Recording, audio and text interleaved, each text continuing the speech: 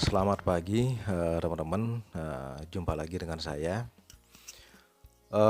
Pagi hari ini saya sedikit ingin sharing, mengenai gejala COVID yang saya rasakan dan konsumsi obat apa yang saya minum jadi selama isoman.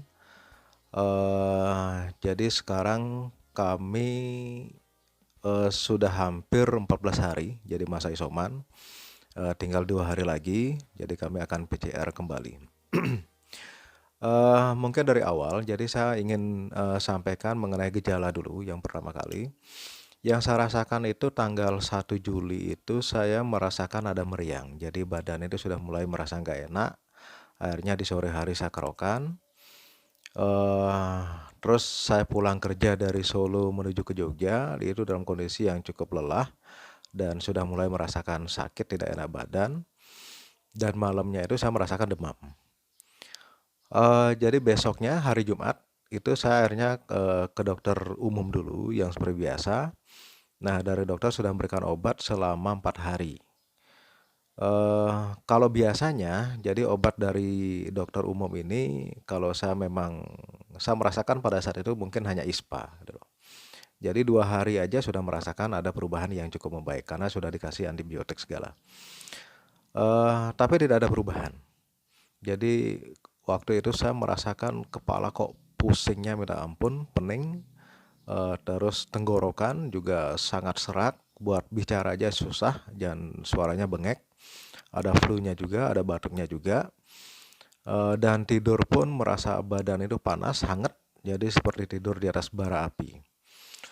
Nah, setelah obat dari dokter umum selesai, maksudnya habis, karena tidak ada perubahan, akhirnya tanggal 6 Juli saya melakukan PCR swab di labnya Cito di Jogja, dan hasilnya yang rencananya besoknya, tapi malamnya sudah diberikan hasil dan dinyatakan positif gitu loh. Nah, akhirnya saya berkabar ke tetangga untuk dilaporkan ke RT, dan sebagai warga tetangga di sini, bila mana ada yang positif itu minimal, ketua RT-nya juga dilapori. Nah, akhirnya dilaporkan juga ke puskesmas, dan kebetulan di sebelah saya ada Dokter Rinto. Nah, Dokter Rinto ini memberikan, sebelum obat dari puskesmas datang, akhirnya beliau memberikan obat juga ke saya, antibiotik yang harus saya habiskan selama 5 hari. Ada antibiotik, ada vitamin, ada B kompleks, ada pengencer dahak, obat flu dan pilek juga, ditambah dengan antivirus Avigan. Nah, obat antivirus Avigan ini ternyata yang sangat susah dicari. Jadi di beberapa apotek itu habis. Karena apa? Karena keesokan harinya istri saya juga mengalami PCR swab karena mungkin tertular dari saya. Jadi mengalami gejala yang sama gitu loh. Nah, sehingga obat Avigannya, istri saya nggak dapat, tapi akhirnya saya suruh minum yang punya saya juga. Dan beberapa obat dari dokter, dari puskesmas juga diberikan. Nah, namun di luar itu kami juga minum, degan, jadi serat merah. Jadi pada saat PCR itu saya sempat membeli degan itu sebanyak 3 kalau tidak salah. Nah, ini yang saya konsumsi ditambah dengan ada dapat kiriman madu hitam juga dari Pak Eko. Madu hitam yang pahit ya. Dan ada bawang lanang yang sudah dicampur dengan madu murni. Nah, ini mungkin obat yang bagus juga.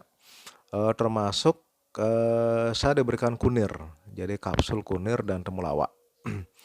Nah, gejala yang saya rasakan 4 hari pertama itu pusing, demam, kepala pening, dan pilek, flu, dan tenggorokan juga.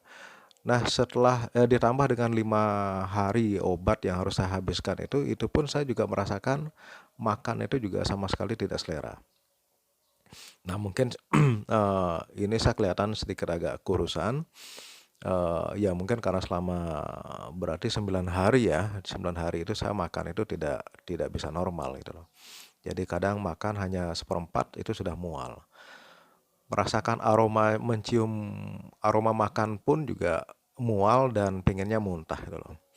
Tapi setelah hari kelima, jadi obat antibiotik yang diberikan oleh Dokter Rinto habis, saya mulai merasakan makan itu sudah mulai merasa enak.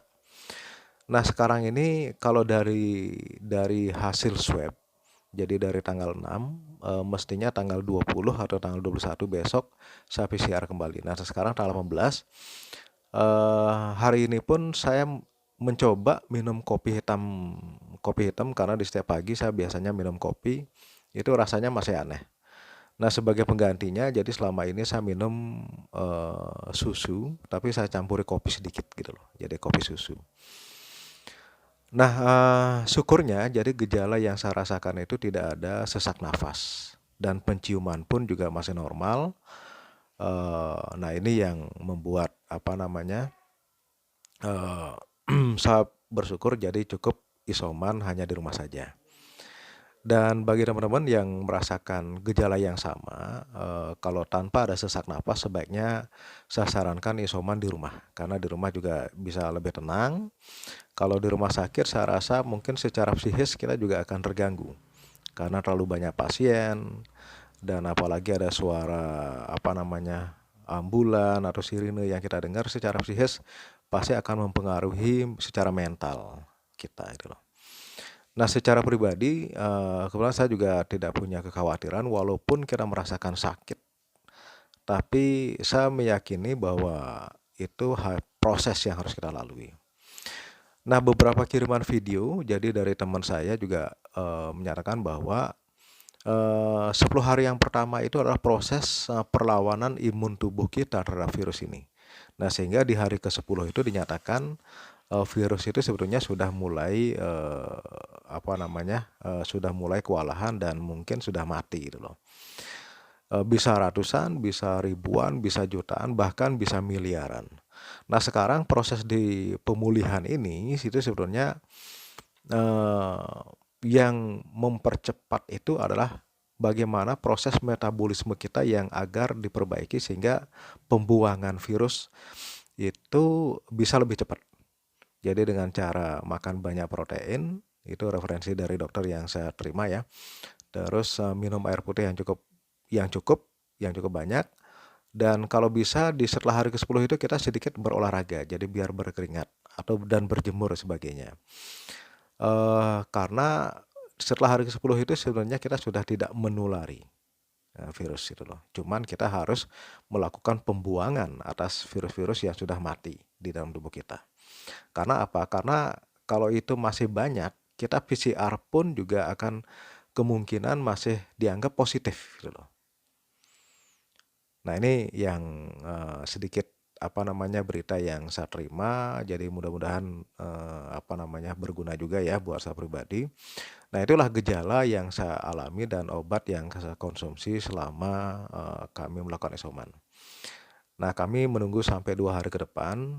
Setelah itu kami akan melakukan PCR swab. Jadi saya mohon doa dari teman-teman. Jadi mudah-mudahan hasilnya sudah bisa negatif. Karena itu sebagai syarat kami kerja juga dan di rumah pun kami juga merasakan jenuh juga kalau di rumah. Jadi baik mungkin itu aja sedikit sharing dari saya. Jadi mudah-mudahan berguna buat saya pribadi dan teman-teman. Yang ingin saya sampaikan pesan ke teman-teman yang mungkin saat ini juga mengalami isoman, jangan khawatir. Kita harus tetap optimis. Kita punya keyakinan kita bakal sembuh gitu loh. Jadi mungkin itu aja. Terima kasih atas perhatian dari teman-teman semua. Salam sehat dan salam fit kembali. Terima kasih.